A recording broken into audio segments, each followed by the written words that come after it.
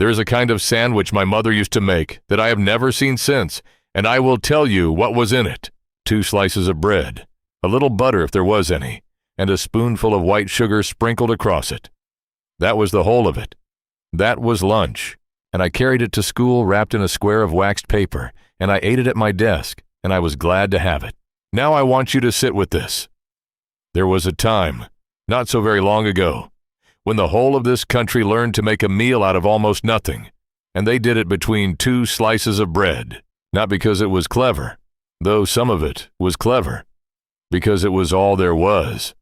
And those sandwiches, the strange ones, the plain ones, the ones folks were half ashamed of, they kept a generation of children fed through the hardest years this nation ever knew. And then, when the good times came, those folks wanted nothing more than to forget them. So they did. And the sandwiches vanished from the tables of America almost overnight. I am Earl Dean. Today I'm going to count down 35 of those poor man's sandwiches. The ones we forgot. Some you will laugh at. Some will turn your stomach a little.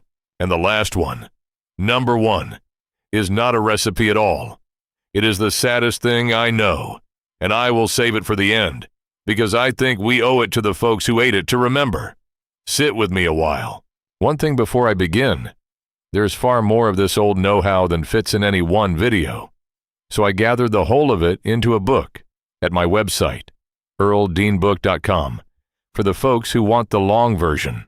99 methods, all in one place. I will not mention it again. If you want it, you know where to look. Now, the 35. Number 35, the sugar sandwich. We will start where I started, with the one from my own lunch pail. Butter on white bread, sugar sprinkled over it. In the Dust Bowl country, where the wheat fields blew away and the cattle died standing in the dry, this was a child's lunch, and there was no shame meant in it, though there was plenty felt. And here is the thing. The mothers did not know, but were right about anyway. The fat and the butter and the quick sugar together gave a hungry child a burst of energy that carried him through an afternoon of chores and school. They were not being foolish. They were feeding a body the fastest fuel they had, for a nickel a pound. Number 34. The ketchup sandwich. When the grocery money ran out 3 days before payday, and the icebox held nothing but what was in the door of it, a mother reached for the ketchup bottle. 2 slices of bread, a thick smear of ketchup, and that was supper. In the factory towns, Detroit, Pittsburgh, where the plants had shut their gates and whole streets were out of work, the ketchup sandwich was so common, the children stopped thinking it strange. A bottle cost a few cents and lasted 2 weeks if you were careful with it. And there was a little tomato in it. A little something. It was shame and supper in the same bite, but it kept a child fed when there was nothing else in the house. Number 33. The lard sandwich. Down in the coal country, in Pennsylvania and West Virginia, where the mining families lived on company scrip and bought at company prices, lard was cheaper than butter and twice as filling. A mother spread it thick on day-old bread and salted it well and handed it to a man heading down into the dark for a 12-hour shift. And that sandwich carried a frightening number of calories, near 900 in the one. But a man swinging a pick in a mine all day burned every one of them. And those calories were the difference between finishing the shift and dropping in it. A bucket of lard cost a few dimes and fed a family a month. Number 32. The potato sandwich. Last night's cold mashed potatoes, spread between 2 slices of bread. That was the working man's lunch in the mill towns. Carbohydrate piled on carbohydrate, dense and filling and near free, for potatoes sold 2 cents the pound in the worst years. A mother mashed them with a little milk and salt for supper, and packed what was left into the next day's lunch pail. It was plain arithmetic, the most filling you could carry for the least money there was. Number 31. The onion sandwich. A raw onion, sliced thin, on buttered and salted bread. This was the bachelor's supper and the night shift man's lunch. An onion cost a penny and kept for weeks in a cool cellar, and it gave a body a little of what fresh vegetables would have, in years when fresh vegetables were a luxury. They say a man could spot an onion sandwich eater from across the shop floor, and I do not doubt it. But the taste, sharp and a little sweet, was its own reward, and it filled a stomach. The French make a soup of the same onion and call it fine dining. Same onion, same hunger underneath, once. Let me stop a moment here, for the first of 3 pauses, because I want you to notice something already. Look at these first 5. The sugar, the ketchup, the lard, the potato, the onion. Not one of them was about flavor. Everyone was about arithmetic. The most a body could be fed, for the least a family could spend. These were not recipes in the way we mean the word. They were answers to a question we have been lucky enough to mostly forget, which is, how do I feed my children today, with what is in this house, and almost no money? Hold that as we go, because it is the thread under all 35. Number 30, the mayonnaise sandwich. Down south especially, a smear of mayonnaise on soft white bread was called a lunch, and eaten without complaint. There was egg and oil in the mayonnaise, a little fat, and a little protein, and a jar of it cost 15 cents and went a long way.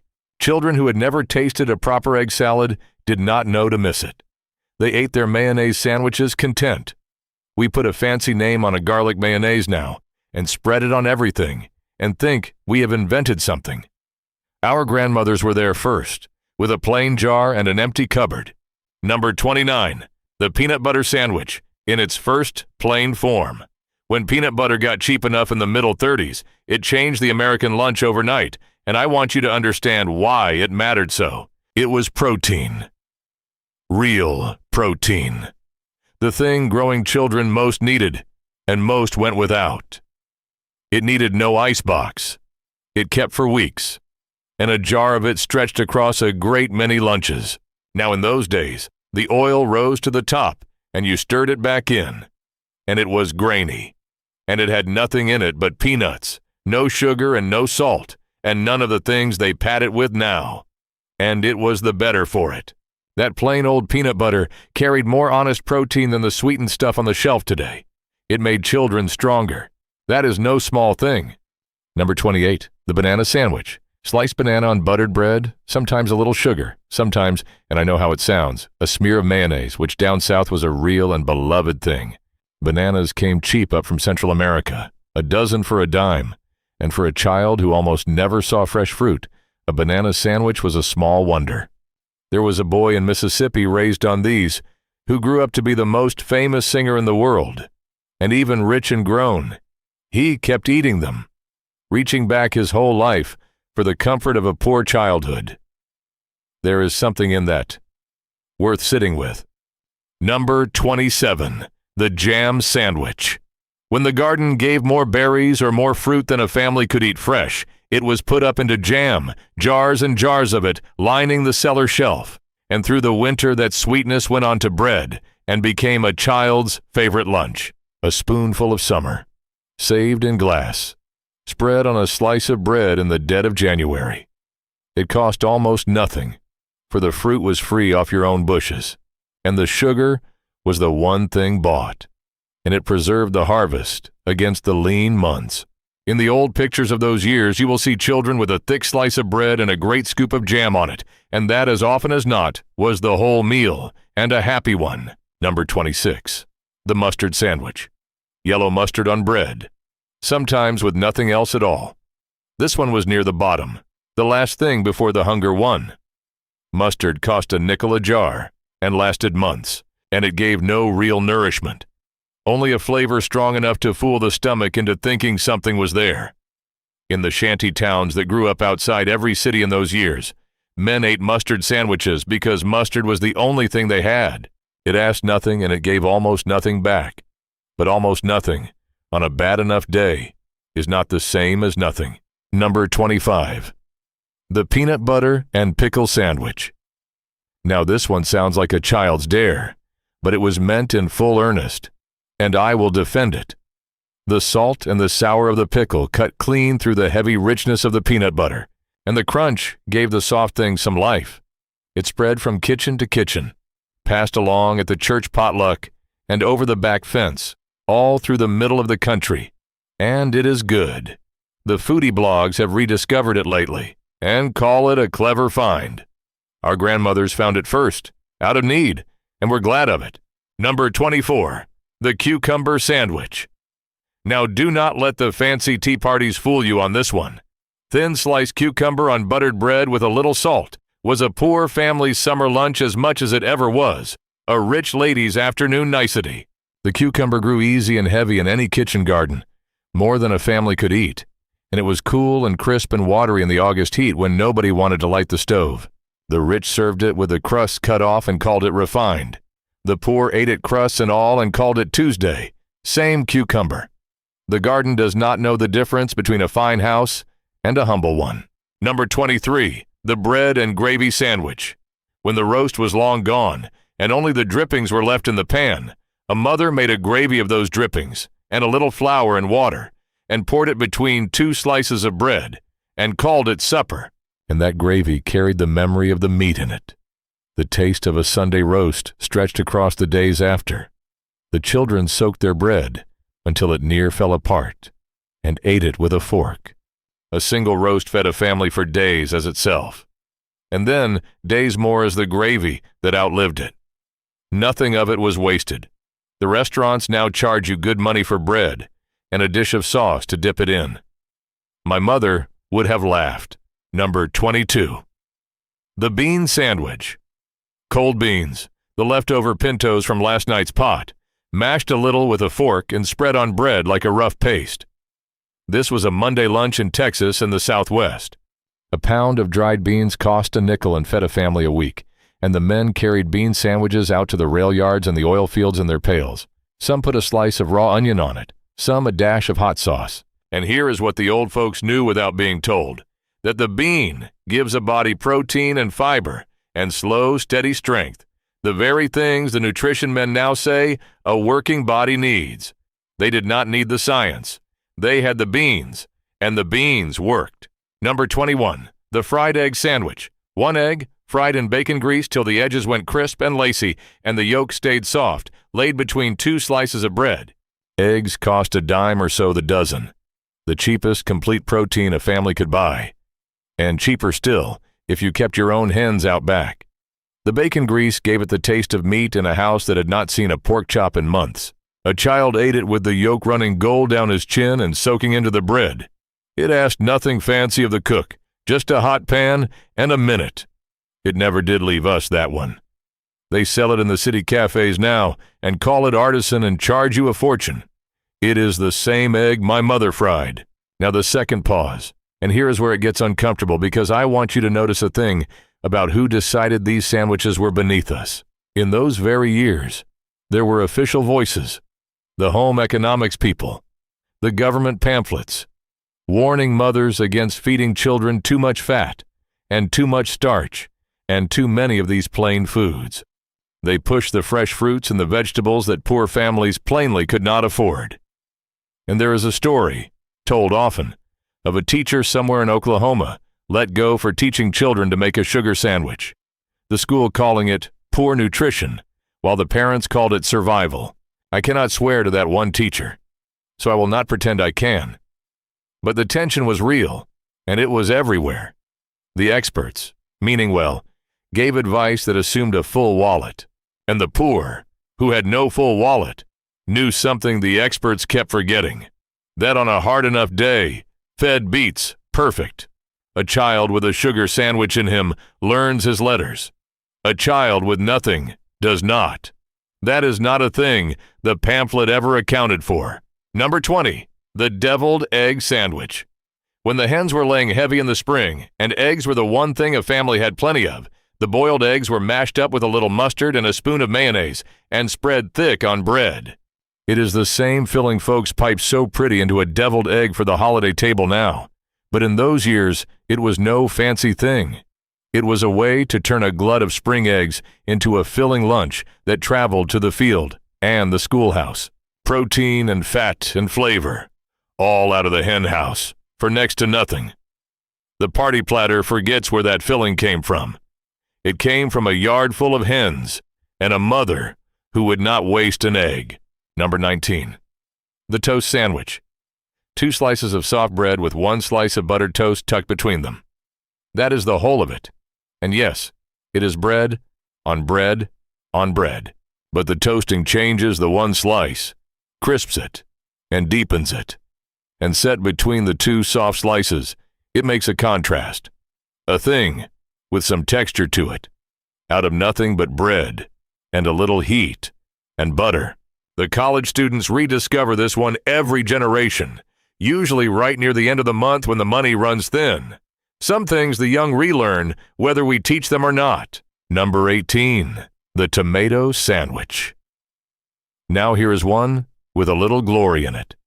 In high summer, when the garden gave more tomatoes than any family could eat, thick slices of a sun-warm ripe tomato went on white bread with mayonnaise and salt and pepper. And for a few weeks every August, the poorest family in the county ate like a king. The juice ran down your wrists and dripped off your elbows and soaked the bread. And the teachers, they say, tried to keep these out of the lunch boxes for the mess they made. But the children loved them past all reason, because the tomatoes were free from the yard, and they were perfect, picked ripe off the vine that very morning. We grow tomatoes now bred to ship hard and survive a truck, and they taste of nothing. We traded the flavor for the convenience and called it getting ahead. Number 17, the pimento cheese sandwich. Shredded cheese mixed with chopped pimentos and bound with mayonnaise, spread thick on soft bread. This was the champion of the church potluck and the funeral spread, north and south alike. In the hard years, it stretched a little expensive cheese into something that could feed a whole crowd, and every woman guarded her own recipe for it like a family secret. It was served at the fine party and the humble fish fry both, and it never once cared which it was at. There is a kind of democracy in a pimento cheese sandwich that I have always admired. Number 16, the sardine sandwich. Little tin sardines, mashed onto bread with a squeeze of something sharp. Maybe a slice of onion, maybe a little mustard. A tin of them cost only a few cents and kept on the shelf for years, and they were packed full of the kind of nourishment a body needs. The oil and the protein and the good that comes from a small whole fish, bones and all. The children carried sardine sandwiches to school, and I will tell you, a child with a sardine sandwich generally had a good deal of elbow room at the lunch table, for the smell of them cleared a space. But they were cheap, and they kept, and they fed a body well, and in a hungry time a little elbow room is a small price for a full stomach. Number 15, the liverwurst sandwich. Liver sausage on rye, with a slice of onion and a smear of mustard. This was the German family's answer to the price of meat, for liverwurst was made of the parts of the pig that other folks threw out, and so it cost less than any other prepared meat there was. It went into the lunch pails all through the middle country, Milwaukee and St. Louis, and the towns between. It faded only when the good times came, and folks grew a little ashamed of the very foods that had carried them through. That shame, you will notice, keeps showing up in this story. It is the quiet villain of the whole thing. Number 14, the olive loaf sandwich. That strange pink processed loaf, studded through with pimento stuffed olives, sliced and laid on white bread with mayonnaise. This was the hopeful sandwich, the one that said something about a family. Olive loaf cost more than plain bologna, but less than real ham. And so an olive loaf sandwich in your pail meant, we are not rich, but we are climbing. We are not at the bottom anymore. There is a whole life story in where a family sandwich sat on that ladder, from the mustard at the bottom to the real ham at the top, and most everybody spent those years somewhere in the climbing middle. Now the third pause, and this is the one I most want you to hear, because it answers the question the title asks. Why did these vanish? Where did they go? And the honest answer is twofold. The first part is the happy part. The good times came back. Folks could afford meat and cheese again. And who would eat a mustard sandwich if he could have ham? That is no tragedy. That is a blessing, and I am glad of it. But there is a second part, and it is quieter. In those same years, the food companies learned something. They learned there was a great deal of money in teaching a woman that she was too busy and too modern to cook the way her mother had. They sold her the box and the can and the mix, and they invented friendly faces on the labels to seem like a trusted neighbor giving advice. And the advice was always, in the end, buy this instead of making that. A homemade biscuit cost a fraction of the boxed kind and tasted better, but there was no profit in the homemade one. So the homemade one is what they taught us to forget. We traded the knowing how for the convenience, and the companies made their fortunes on the trade. That is not a wicked conspiracy in a back room. It is simpler and sadder. There is no money in teaching a family to feed itself from almost nothing. There is a fortune in teaching it that it cannot. So the knowing faded, one forgotten sandwich at a time. Number 13. The cheese dream. An open-faced sandwich of cheese laid on bread and run under the broiler till it bubbled and went brown at the edges. The heat turned a little cheap cheese into something rich and hot and satisfying, far more than the sum of it. When the good times came, it retreated into memory. And then it came back wearing a new name. We call it grilled cheese now, and we think we thought of it. We did not. The cheese dream got there first, in a hard kitchen, making a feast out of a slice of cheese and a hot oven. Number 12. The salmon patty sandwich. Canned salmon, mixed with a few crushed crackers and an egg to bind it, shaped into patties and fried golden, then laid on bread. This was the Friday supper in many a Catholic house that could not afford fresh fish for the meatless day. A can cost about 15 cents and made 8 patties, and the little soft bones, mashed right in, gave the children calcium their bones needed. The salmon is still on the shelf today. The sandwich has faded, mostly because the Friday ritual that called for it has faded. Some foods leave us not because they stopped working, but because the life around them changed shape. Number 11. The chipped beef sandwich. Dried beef, shaved thin, and simmered into a milk gravy, and ladled over toast. The men who served in the wars had an unprintable name for it, and the families who ate it at home just called it supper. It cost almost nothing, and it filled a body on a cold morning, and it lasted right up into the 1950s before the diners that served it began to close, and it faded with them. A great deal of the old plain food went out the door alongside the lunch counters and the corner diners when the fast food window took their place. Number 10. The corned beef hash sandwich. The hash made from yesterday's corned beef and the leftover potatoes, all chopped fine and fried up together in a hot pan till the bottom went brown and crusty, and then a good scoop of it, pressed between 2 slices of bread. This was the very soul of the Depression kitchen, taking the ends and scraps of one day's meal and turning them into the next day's, with that golden crust on the bottom of the pan being the whole reward. A mother could clean out the icebox this way the day before shopping, waste nothing, and set down a hot-filling supper that the children thought was a treat. The diners served hash as their cheapest plate, and the home cook made hers stretch even further between the bread. Number 9. The deviled ham sandwich.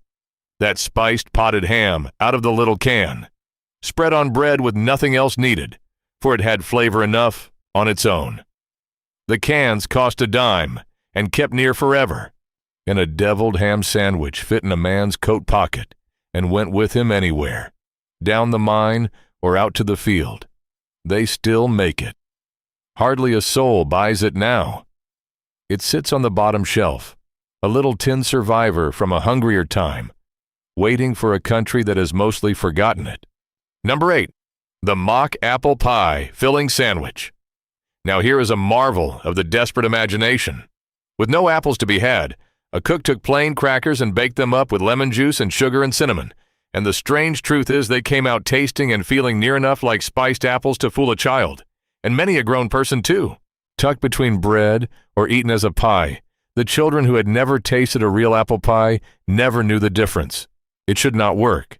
There is just enough fat in the cracker, it turns out, to carry it off. It is the purest proof I know of the one Great Depression talent, which was making the thing you did not have out of the thing you did. Number 7. The tongue sandwich. Beef tongue simmered slow for hours till it went tender, peeled, sliced thin, and laid on rye with mustard and horseradish. This was the Jewish kitchen's wisdom, a way to buy good meat at half the price, because the butcher could not sell a tongue to folks who did not know what to do with one, and so it went cheap, but cooked right, slow and patient. That humble cut sliced up silky and rich as the finest roast. mild and beefy and tender past belief. The children who grew up on tongue sandwiches remembered them as a luxury, never once knowing they had been eating the food of thrift. That is the whole secret of good poor cooking, right there. Number 6, the souse sandwich. Pickled meat from the parts of the pig most folks would not touch, the feet and the ears, simmered and pressed and set into a loaf, then sliced thin on bread with onion and a little hot sauce. This was the genius of the Southern black kitchen, the deep art of making something fine out of exactly the parts the big house threw away. It cost next to nothing because the butcher could not sell those parts to anyone else. And out of them came a thing that fed families for generations, that showed up at every fish fry and church supper and Saturday table. A tradition carried down hand to hand, grandmother to grandchild, reaching all the way back through some of the hardest history this country has. It has never left those communities, and it should not, for it is too important to lose. Number 5, the flattened hot dog sandwich. Not a hot dog in a bun, mind. A single frankfurter, sliced down the middle the long way, laid flat in a hot pan and fried till the edges went crisp, then set between 2 slices of bread. And here is the small cleverness of it. Split and flattened, that one hot dog covered the whole slice of bread, so it looked like more. It felt like more. It satisfied like more. One frankfurter made to do the work of a real portion of meat. Maximum supper for minimum sausage. The poor were not simple folk. They were engineers of the plate. Number 4, the bread and butter pickle sandwich. Sweet pickles, sliced thick and layered between buttered bread, eaten as a whole meal. It sounds like the very picture of having nothing, and often it was, but there is more sense in it than meets the eye. The pickle is a vegetable kept through the winter, and the vinegar in it does a body some good, settles the stomach, and the sweet, and the sour, and the crunch made a dull slice of bread into something a person could look forward to. We pay good money for fancy pickles now to set beside a costly meal. They were the meal once, and folks made do, and some of them even came to love it. Number 3, the cornbread and syrup sandwich.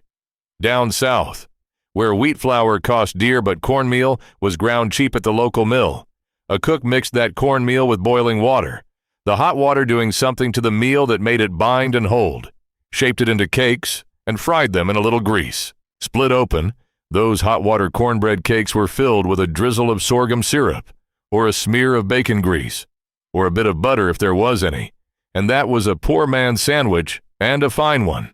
The method, the hot water on the meal, was a piece of deep kitchen wisdom worked out and perfected by enslaved cooks and carried down through their descendants, and it deserves a great deal more honor than the history books have ever given it. Number 2, the coffee-soaked bread. Stale bread, broken into a bowl with hot coffee poured over it, eaten with a spoon. They had a few names for it, none of them proud. It turned up in the boarding houses and the rail camps, where a working man needed something hot and something quick, and had only the heel of a loaf in the bottom of the pot. The coffee gave him the jolt to face the work. The bread gave his stomach something to hold. It is a hard little supper to picture. A grown man spooning up coffee-soaked bread alone before a dawn shift. But it got him out the door and on to the job. And in those years, the job was everything. And now number 1. And I told you at the start I would save it. And that it is not a recipe at all. And that we owe it to the folks who ate it to remember. So here it is. They called it the wish sandwich. 2 slices of bread, and nothing in between. You wish you had some meat. You wish you had some cheese. You wish you had anything at all to put between them. But you do not. So you eat the bread and you call it a sandwich, because calling it a sandwich is easier than calling it what it is. That was the Depression at its very worst. And here's the thing about the wish sandwich. The folks who ate it did not tell stories about it after. The sugar sandwich, the tomato sandwich, those they would laugh about at the table years on. But not the wish sandwich. That one, they kept quiet, because that one was not a clever way of making do. That one was hunger, barely covered over with a little bread. And a person does not laugh about that. A child who ate a wish sandwich understood, down in his bones, what it meant to have nothing.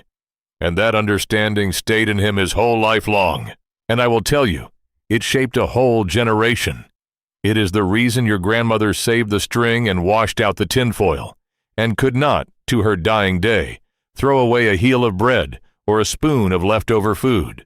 People called them frugal, called them set in their ways, even laughed at them a little for it. But it was not foolishness. It was the wish sandwich, still in them.